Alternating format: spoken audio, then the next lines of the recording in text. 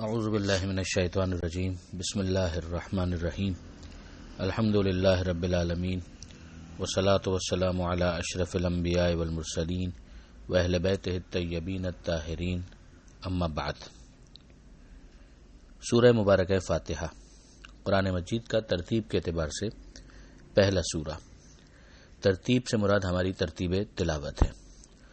ظاہر قرآن مجید کی جب ترتیب کی بات کی جاتی ہے تو دو چیزیں ہمارے سامنے آتی ہے۔ ایک ہے ترتیب نزول کہ جس سیکوینس سے قرآن مجید نازل ہوا، اور ایک ہے قرآن مجید کی ترتیب باعتبار تلاوت کہ جب قرآن کو پڑھا جائے گا تو کون سی سورہ ہمارے سامنے سب سے پہلے آئے گی۔ جو ترتیب تلاوت ہے اس میں سب سے پہلے سورہ فاتحہ، پھر سورہ بقرہ، پھر سورہ آل عمران، اسی طرح سے یہ سلسلہ آگے بڑھتا ہے یہاں تک کہ 114 سورے پورے ہوتے ہیں، اور سورہ ناس سب سے آخر میں ہمیں نظر آتا ہے۔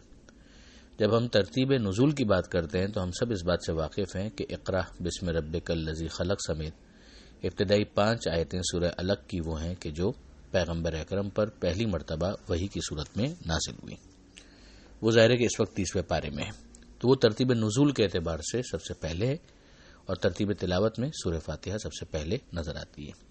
البتہ سورہ فاتحہ مکی سورہ ہے، یعنی ہجرت سے بہت پہلے پیغمبر اکرم پر یہ سورہ نازل ہوئی۔ بہت مشہور ایک حدیث بھی ہے کہ لا صلاۃ الا بفاتحۃ الکتاب، کہ نماز ہو ہی نہیں سکتی جب تک اس میں سورہ فاتحہ نہ پڑھا جائے، اور نماز جو ہے وہ کسی نہ کسی شکل میں بہرحال ابتدائی رسالت ہی سے موجود رہی۔ یہ بھی اس بات کی دلیل ہے کہ سورہ فاتحہ ابتدائی نازل ہونے والی صورتوں میں شامل ہے۔ اب اس بحث کو یہیں پر روکتے ہوئے ہم مختلف ناموں پر غور کریں جو سورہ فاتحہ کے آئے ہیں۔ سورہ فاتحہ کا جو مشہور ترین نام ہے وہ ہے سورہ فاتحہ۔ فاتحہ کا مطلب ہے اوپننگ، کہ جہاں سے آغاز ہو رہا ہو، افتتاح ہو رہا ہو۔ جس طریقے سے کسی کتاب کا مقدمہ ہوتا ہے، فورورڈ ہوتا ہے، پریفیس ہوتا ہے، سورہ فاتحہ کو قرآن مجید کے اندر وہی ایک اسٹیٹس حاصل ہے کہ قرآن کے اندر یہ پہلی سورہ ہے اور پورے قرآن کا گویا تعارف ہے کہ قرآن مجید کے اندر کیا کچھ بیان ہونے والا ہے، لہذا پوری کتاب کا خلاصہ اس کے اندر بیان کیا گیا ہے۔ اس کا ایک نام سورہ حمد بھی ہے۔ ظاہر ہے کہ وہ پہلی آیت سورہ فاتحہ کی ہے بسم اللہ کے بعد، اس میں حمد کا لفظ آیا ہے، اسی سے یہ ماخوذ ہے۔ حمد کا مطلب ہے تعریف۔ ام الکتاب بھی اسے کہا گیا، یعنی کتاب کا مرکز اور محور جو سینٹر ہے۔ پھر اس کے بعد اس کا ایک نام سبع مثانی بھی ہے۔ یہ سورہ ہجر کی ایک آیت سے ماخوذ ہے، آتینا کا سبع من المثانی والقرآن العظیم۔ سبع مثانی کا مطلب ہے وہ ساتھ کہ جس کو تکرار کیا گیا، آفٹ ریپیٹڈ۔ اس کی بہت سی وجوہات بیان کی گئی، مگر ایک واضح سی بات یہ ہے کہ یہ 7 آیتوں پر مشتمل سورہ ہے جو ہر نماز میں 2 مرتبہ تکرار کیا جاتا ہے، پہلی رکعت میں بھی اور دوسری رکعت میں بھی۔ اس کے علاوہ بھی اس کی وجوہات بیان کی گئی۔ آغاز ہوتا ہے بسم اللہ الرحمن الرحیم سے۔ ہم سب اس بات سے واقف ہیں کہ قرآن مجید کا ہر سورہ بسم اللہ ہی سے شروع ہوتا ہے سوائے سورہ براءت کے۔ سورہ براءت کے آغاز میں ہمیں وہ نظر نہیں آتا۔ بسم اللہ الرحمن الرحیم کو اوورال بسملہ سے بھی تعبیر کیا جاتا ہے، یہ اس کا ایک نام رکھا گیا۔ پیغمبر اکرم صلی اللہ علیہ وآلہ وسلم کی یہ بہت مشہور حدیث ہے کہ کل امر ذی بال لم یبدأ بسم اللہ فہو ابتر، کہ کسی بھی اہم کام کو اگر بسم اللہ سے شروع نہ کیا جائے تو پھر وہ کام برکت نہیں پائے گا، ابتر رہے گا۔ بسم اللہ کا مطلب یہ ہے کہ اللہ کے نام سے جو رحمان ہے اور رحیم ہے۔ اب اس کے بعد کہ اللہ کے نام سے کیا، تو وہ یہاں پر متعلق ایک چاہتا ہے عربی گرامر کے اعتبار سے، اور اس کے لیے پھر اس متعلق کو یوں بیان کیا جاتا ہے کہ میں شروع کرتا ہوں، ابتدا کرتا ہوں اللہ کے نام کی مدد سے جو رحمان ہے، رحیم ہے، اور پھر وہ جو چیز اس کے بعد آ رہی ہے وہ اسی کے اعتبار سے بسم اللہ کا پتہ دے گی۔ مثلا یہاں پر سورہ فاتحہ ہے تو سورہ فاتحہ کا جو مضمون ہے وہ میں شروع کرتا ہوں اللہ کے نام سے جو رحمان ہے، رحیم ہے۔ اگر ایک انسان کھانا کھا رہا ہے تو اس کا مطلب یہ ہوگا میں کھانا کھاتا ہوں اللہ کے نام سے، اس کو شروع کرتا ہوں اللہ کے نام سے جو رحمان ہے، رحیم ہے۔ اگر کوئی کتاب پڑھ رہا ہے تو میں کتاب پڑھنا شروع کرتا ہوں اللہ کے نام سے جو رحمان ہے، رحیم ہے۔ یہ اگر ایک انسان کی عادت بن جائے تو خود بخود وہ گناہوں سے دور ہو جائے گا، کہ جب وہ اللہ کے نام سے شروع کر رہا ہے تو کوئی ایسا کام کیسے کرے گا کہ جس کے اندر خدا ہی کی معصیت ہو یا خدا ہی کی نافرمانی ہو۔ اللہ کے نام سے شروع کرنے کا ایک اہم پیغام یہ بھی ہے کہ اللہ کے نام میں بھی برکت ہے۔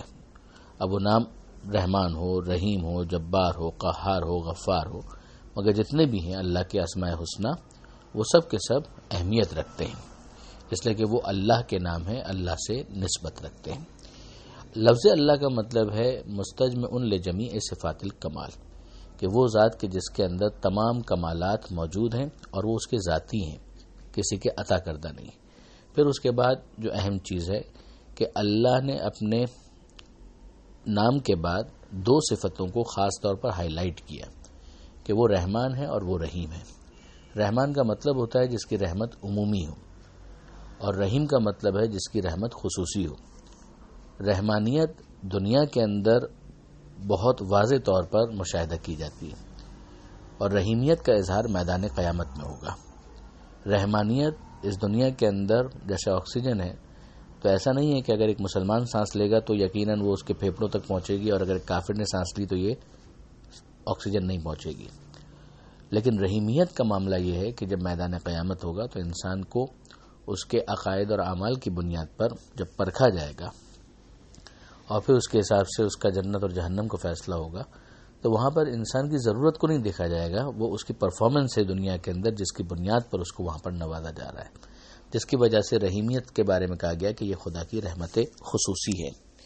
اب اس کے بعد آئیے دیکھیے الحمدللہ رب العالمین، تمام تعریف اللہ کے لیے جو عالمین کا پالنے والا ہے، یعنی اس نے پیدا کر کے چھوڑ نہیں دیا بلکہ وہ پال بھی رہا ہے، اور کسی ایک دو کو نہیں، ہر ایک کی پرورش اور پالنا یہ خدا ہی کے ذمے پر ہے۔ جب تک وہ جس کو باقی رکھنا چاہے گا پھر اس کو پالے گا۔ الرحمن الرحیم اس لفظ کے بھی تشریح ہوئی، عالمین کو پالنے والا ہے، اس کے فوراً بعد رحمان، اور الرحیم کے فوراً بعد مالک یوم الدین، کہ قیامت کے دن کا روز جزا کا مالک بھی ہے۔ ظاہر کی ملکیت پروردگار مالک ہونا خدا کا اس دنیا میں بھی ہے، مگر وہاں پر انسان کا جب قیامت کے میدان میں اختیار ختم ہو جائے گا تو امتحان بھی ختم ہو گیا، وہ تو پرفارمنس کے نتیجے کا اعلان ہے۔ لہٰذا وہ جو خدا کی مالکیت ہے قیامت کے دن کی، وہ انتہائی عروج پر وہاں پر اور انتہائی واضح طور پر نظر آئے گی۔ یہاں تک پہنچنے کے بعد اگلی جو آیت ہے اس کے اندر گویا انسان کو سکھایا جا رہا ہے کہ وہ خدا کو کیسے مخاطب کرے۔ ایاک نعبد و ایاک نستعین، ہم تیری ہی عبادت کرتے ہیں اور تجھی سے مدد چاہتے ہیں۔ اگر آپ غور کریں تو اب تک یعنی اس آیت سے پہلے غائب کے سیغے چل رہے تھے، یعنی ہم گویا خدا کے بارے میں بات کر رہے تھے، اور اب ہم خدا سے بات کر رہے ہیں۔ تو اب تک انسان اگر تھوڑا فاصلے پر تھا تو اب پروردگار سے وہ قریب ہو گیا اور وہ خدا کو مخاطب کر رہا ہے کہ ایاک نعبد و ایاک نستعین، کہ مالک تیری ہی عبادت کرتے ہیں اور تجھی سے مدد چاہتے ہیں۔ اور وہ جو قرآن مجید کا اہم ترین پیغام ہے توحید کا، وہ یہاں پر منعکس ہوتا ہے کہ عبادت کے بارے میں طے ہے کہ یہ خدا کے سوا کسی کی نہیں ہو سکتی۔ اب وہ کون ہے کہ جو بتائے گا کہ طریقہ عبادت کیا ہے؟ وہ ایاک نستعین، کہ مالک تجھ ہی سے مدد چاہتے ہیں کہ تو بتا کہ تیری عبادت کیسے کی جائے۔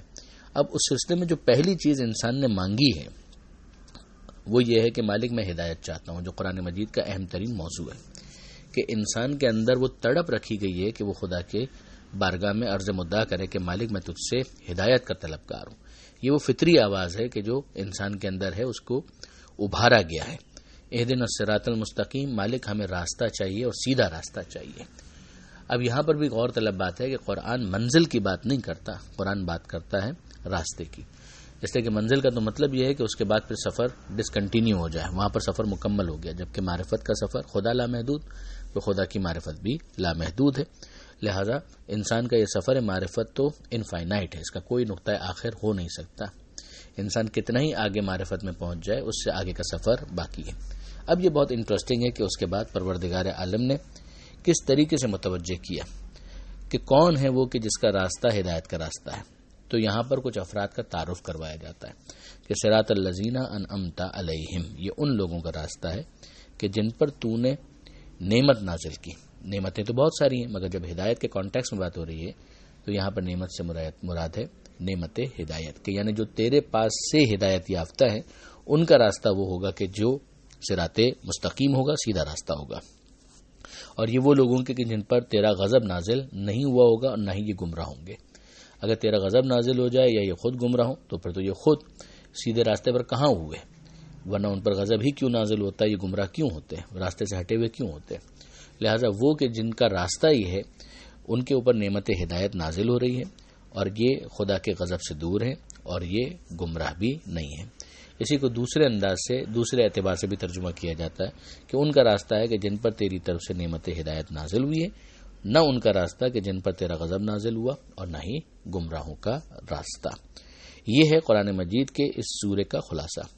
یہاں پر پھر میں متوجہ کر رہا ہوں کہ اہم ترین چیز جو یہاں پر آئی ہے عرض مدعا کے طور پر، وہ یہ ہے کہ ہدایت چاہیے اور سیدھی راہ کی ہدایت چاہیے، اور کچھ افراد کے راستے کو صراط مستقیم سے تعبیر کیا گیا۔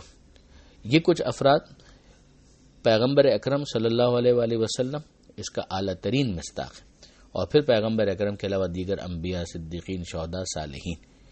یہ قرآن مجید میں سورہ نساء کے اندر بھی ان کا تعارف کروایا گیا، اور پھر پیغمبر اکرم کا وہ اعلان جو حدیث ثقلین کی صورت میں کہ میں تمہارے درمیان دو چیزیں چھوڑ کر جا رہا ہوں، ایک قرآن، دوسرے میرے اطرت، میرے اہل بیت، ان سے اگر تم وابستہ رہو گے تو ہرگز ہرگز گمراہ نہ ہوں گے۔ یہ گویا ان افراد کا پیغمبر اکرم کے بعد پیغمبر اکرم نے تعارف کروا دیا۔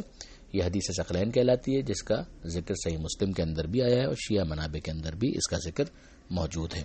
یہاں پر ہم سورہ فاتحہ کے حوالے سے بحث کو مکمل کرتے ہیں۔ اس ہدایت کو مزید ہم سورہ بقرہ کے آغاز میں بھی ملاحظہ کریں گے۔ پروردگار عالم سے دعا ہے وہ قرآن مجید سمجھنے اور اس پر عمل کی توفیق عطا فرمائے، اور وارث قرآن امام زمانہ کے ظہور میں تعجیل فرمائے۔